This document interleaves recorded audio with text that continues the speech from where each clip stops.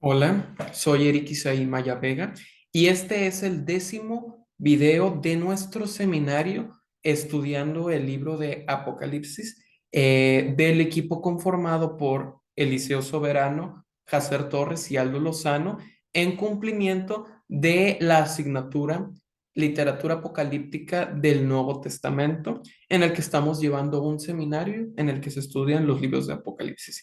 Y en este video veremos el capítulo número 10 del libro de Apocalipsis titulado Dulce y Amargo.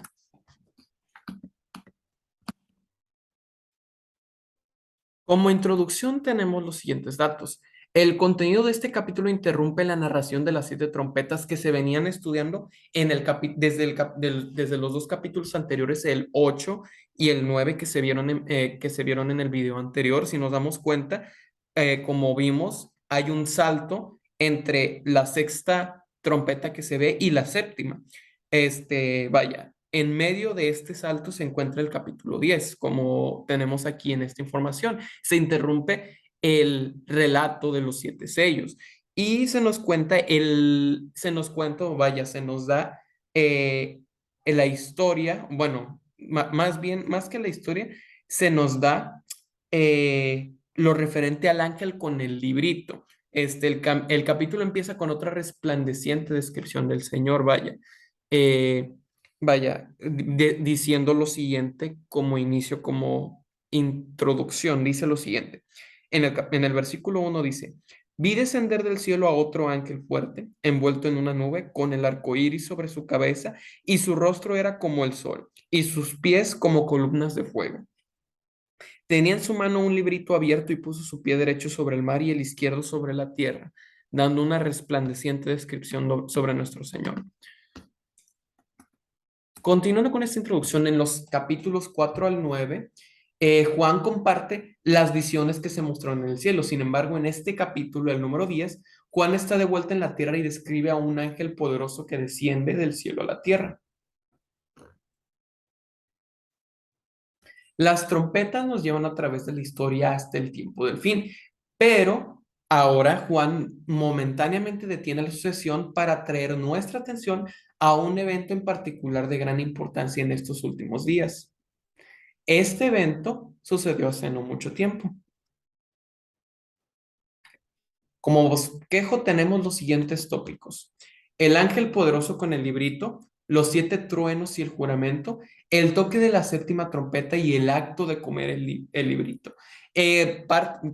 Los versículos que abarcan el primer elemento del bosquejo son estos 3 primeros versículos, estos que leí, y posteriormente dice, clamó a gran voz como ruge un león, y cuando hubo clamado 7 truenos, entonces es que viene el siguiente elemento de nuestro bosquejo. El primero viene siendo los 2 primeros versículos, el siguiente va desde el tercero hasta el cuarto. Dice, 7 truenos emitieron sus voces.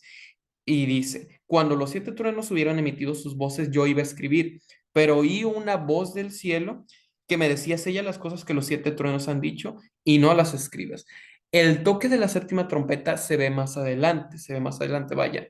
El toque de la séptima trompeta se ve en el capítulo 11, pero posteriormente tenemos el acto de comer el librito que se da al final del capítulo 10. Primero tenemos el ángel poderoso, como ya dijimos en los versículos 1 y 2. Ángel significa mensajero, es un poderoso mensajero. Y el ángel no es otro que el mismo Señor Jesús. La nube que dice el versículo 1:7, que dice el versículo 1:7 de Apocalipsis, dice, he aquí que viene con las nubes y todo ojo le verá. Luego dice el arco iris en el versículo 4:3. Dice, el aspecto del que estaba sentado era semejante a piedra de jaspe y de cornalina, y había alrededor del trono un arco iris. El brillo como el sol, nuevamente en el capítulo 1, en el versículo 16, que dice, por tanto arrepiéntete, pues si no vendré a ti pronto y pelearé. Ah, no, perdón, este es el capítulo 2. El capítulo 1, versículo 16 dice, tenía en su diestra 7 estrellas, de su boca salió una espada aguda de 2 filos, y su rostro era como el sol cuando resplandece en su fuerza, y los pies como columnas de fuego, que nuevamente en el capítulo 1, versículo 15 dice, sus pies semejantes al bronce bruñido. refulgente como en un horno y su voz estruendo de muchas aguas. Ya se había aplicado todo esto previamente estudiado a Jesús. Y en Daniel 7:13, Jesús envuelto en una nube llega hasta el Padre. Asimismo, Jesús se nos dice en el discurso de Jesús, vaya, en la profecía de Jesús en Mateo 24, que Jesús vendrá en una nube. Ezequiel vio un arco iris rodeado al Señor, nuevamente haciendo referencia a este texto de Apocalipsis. Y en la transfiguración el rostro de Jesús brilló como el sol, nuevamente en relación, vaya, todos estos versículos que nosotros estamos viendo todos estos versículos que nosotros acabamos de ver, los elementos de nube, arco iris, brillo como el sol y pies columnas de fuego, se adaptan a cada una de estas simbologías que tenemos aquí. Primero la nube en Daniel 7:13, luego el arco iris en Ezequiel, luego el rostro de Jesús brillando como el sol y por último la columna de fuego en Éxodo y en Corintios. Ahora bien, el librito nos dice que estaba en la mano de dicho ángel que acabamos de estudiar. Dice, tenía en su mano un librito abierto y puso su pie derecho sobre el mar y el izquierdo sobre la tierra.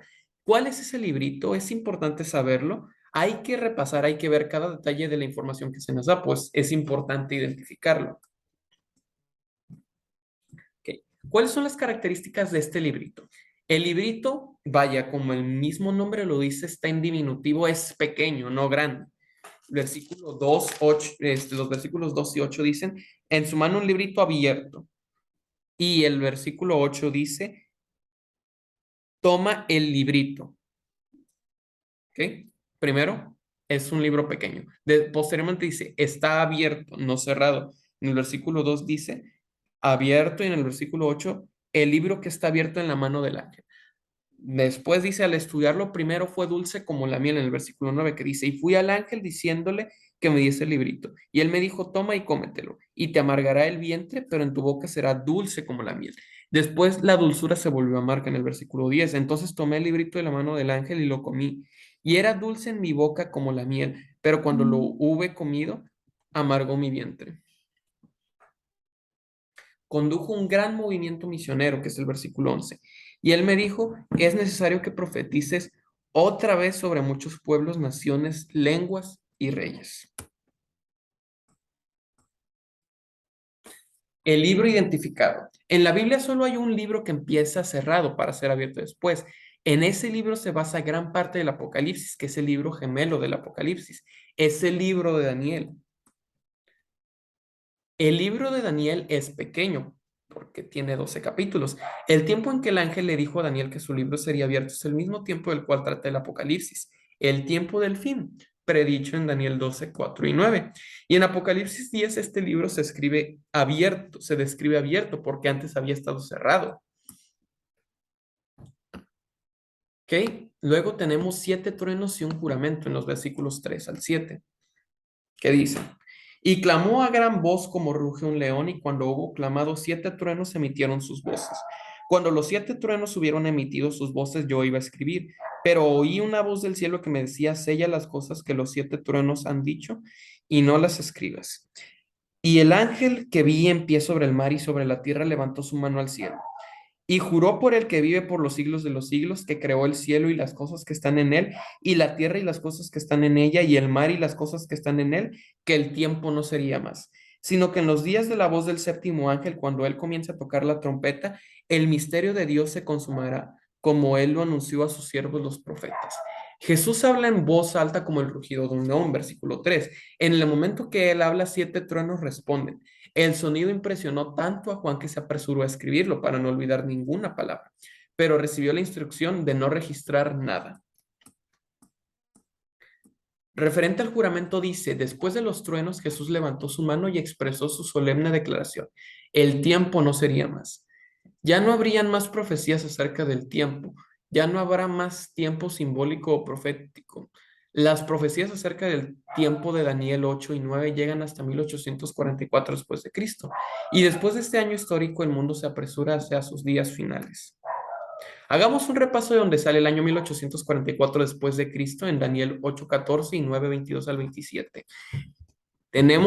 Forma parte de la profecía de los 2300 días, de las 2300 tardes y mañana, de las 70 semanas que serían cortadas, vaya, que nosotros podemos ver aquí en esta línea de tiempo. ¿Sabemos cuándo fue dada esta orden? Tres decretos fueron promulgados por los reyes persas autorizando el regreso de los judíos exiliados. El decreto de Ciro dado en el año 537 a.C., el decreto de Darío dado en el año 519 a.C. y el decreto de Artajerjes dado en el 457 a.C. Regresando a la línea de tiempo, tenemos los 490 años, los 490 años que hay entre el año 457 a.C. y el 34 después de Cristo, entre los cuales se encuentra la venida del Mesías en el 27 después de Cristo, entre los cuales suceden 483 años. A esos 483 años, agregándole 7 años, que vendría a ser una semana profética entre los cuales se encontró la muerte de Jesús, nos da esta siguiente línea de tiempo. Y respecto a la historia, tenemos lo siguiente. A mediados del siglo XIX, estudiantes de muchos lugares empezaron a estudiar estas profecías de Daniel. Como ya había iniciado el tiempo del fin, la gente empezó a entender. Se calculó que la profecía de los 2300 años terminaría en 1844 y que el mundo sería destruido, vaya, lo que nosotros conocemos como el Gran Chasco. La expresión el santuario será purificado se entendió que el santuario representaba la tierra. Se interpretaron que la purificación de la tierra era la segunda venida de Cristo, ya que en esta ocasión el mundo sería destruido con fuego. Muchos predicadores y ministros cristianos en la década de 1830 empezaron a predicar que Jesús vendría en 1844 después de Cristo y que el mundo sería destruido. Este es el movimiento que pasó a la historia como el movimiento milerita o movimiento del advenimiento, que nosotros conocemos en cómo resultó el desenlace de este movimiento. Bueno, no el desenlace, sino más bien el cumplimiento del tiempo que se nos dio. Vaya, conocemos qué es lo que sucede. Miles de personas se prepararon para recibir a Jesús en su segunda venida el 22 de octubre de 1844. Vaya, qué espera, qué emoción, pero Jesús no vino. Sin embargo, aún así, y a pesar de lo que se cree, del gran chasco que se creyó en su entonces, se cumplió dicha profecía. Dulce en la boca, pero amargo en el vientre, vaya, recordando, vaya, dándonos a entender qué representa este fragmento o esto que se nos dice del librito respecto a la profecía. Vaya, la promesa del advenimiento, vaya, fue dulce en la boca, el creer o vaya, la teoría que se tenía de que Jesús volvería en el 22 de octubre de 1844 fue dulce en la boca, vaya, pero fue amargo en el vientre por el chasco que se creó entre los creyentes, dado que Jesús no vino. Sin embargo, todos conocemos que en esa fecha fue que Dios pasó del lugar santo al lugar santísimo. Y en cuanto a estos resultados, todos se preguntaban por qué. Todos esos fieles fueron el hazmerreír de todo el mundo. ¿Cómo se podía explicar ese amargo incidente? La profecía, sabemos que se cumplió. Era necesario, sin embargo, que se cumpliera, como dice Daniel 10:11. Pero la equivocación fue el evento que se creyó respecto a la purificación del santuario, que dicho santuario no era la tierra, sino la purificación del santuario celestial, como se nos dice en Hebreos 9:23.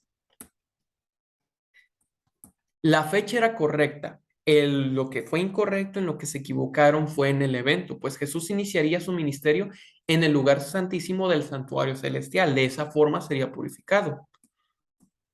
¿Qué es lo que Dios espera de nosotros? Vaya, con frecuencia nos volvemos descuidados. Somos como el hombre de la parábola que dijo, mi Señor tarda en volver. No necesito preocuparme, falta mucho tiempo. Es necesario que profetices otra vez en el versículo 11. El versículo 11 dice, Él me dijo, es necesario que profetices otra vez sobre muchos pueblos, naciones, lenguas y reyes. Hemos de llevar este mensaje ahora sí correctamente entendido a todo el mundo. Y esa es la gran misión que Jesucristo ha dado a la Iglesia Adventista del Séptimo Día. Y esto es vaya, viene siendo la señal correcta de que Jesús está pronto a venir, la predicación del Evangelio a todo el mundo. No somos una iglesia más, es la iglesia del Señor para este tiempo. Y la pregunta que queda para ir terminando nuestro video de este seminario, la pregunta es, ¿habrá mucho tiempo en realidad? No, mirando a nuestro alrededor podemos ver que el tiempo del fin viene, hay que prepararnos, ya se están cumpliendo todas las profecías, todas las señales que hemos estado estudiando. Y es por eso que nosotros debemos estar conscientes de que el fin está cerca. Y es por ello que debemos prepararnos. Jesús te llama, ven a Él. Y con este pensamiento en mente, concluimos el 10º video de este nuestro seminario de Apocalipsis.